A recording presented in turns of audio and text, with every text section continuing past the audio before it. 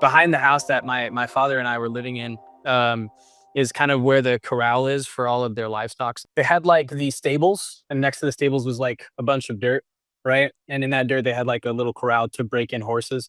And then they have like all their livestock, the geese, the goats, the sheep, and the horses that they had.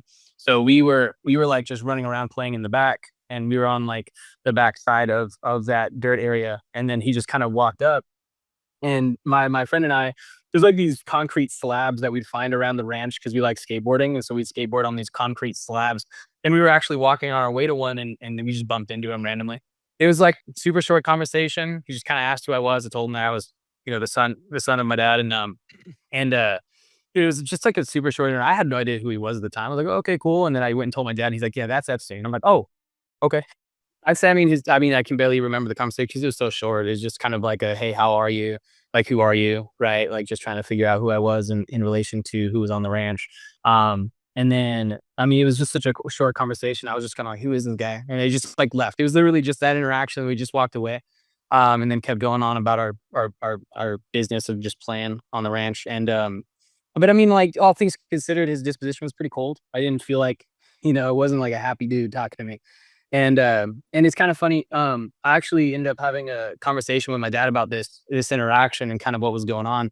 And I think this is kind of when the first things were coming out about Epstein, like the first time he was actually like pulled in for some sort of massage that had happened. And so I think like connecting those dots, I was like, oh, he was in that moment, he was actually showing signs of being paranoid because he was like, who's on this ranch right now? Like, because a lot of stuff was starting to build up on him, I think. If they messed up that first time, and it's especially with Zorro Ranch, and you're probably going to bring up the whole, they're trying to rate it again or do it now. But if they messed up the first time, it's over. Like they know what they're doing now. So anything that they missed that first time, it's not going to be there. So the fact that they messed up that first time, it just tainted the whole investigation. And obviously, Ghislaine Maxwell's enjoying her vacation and whatever cell that she ended up being put in. We can go into that too. But especially with like Zorro Ranch, I mean, everything blows up, they get raided.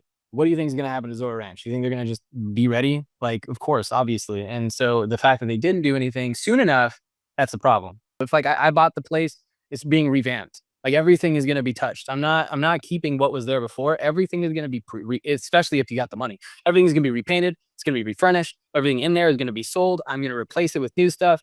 And I believe they even changed like the whole theme of like the main area. They changed it from like a small town concept to like an hacienda or something like that, right? Like so now it's even further gone. Like it's just not even, it's crazy. Well, the sad part, the real sad part of it is that if that did happen, they have all of the acreage they need to find a place for it, find a place for these bodies, right? It's a big ranch, dude. Like, and I don't know if people have actually like looked at this ranch to really see the size of it, but it is freaking huge. Like, it's a lot of acreage and a lot of it. So you have roads that kind of go through it, but if you go off the road, like I've been around on the four wheeler, man. I've taken my time just driving around on the ranch and seeing its vastness. The thing is freaking huge, like ridiculous. If he wanted to, he could.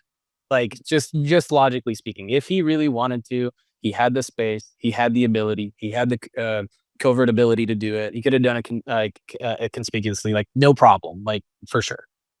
Yes, it is very sickening. It's like not as be just ridiculous to even think about that. However, I would say like the majority of what had happened either happened in the cabin, and this is once again speculation. I don't know. I don't have the facts.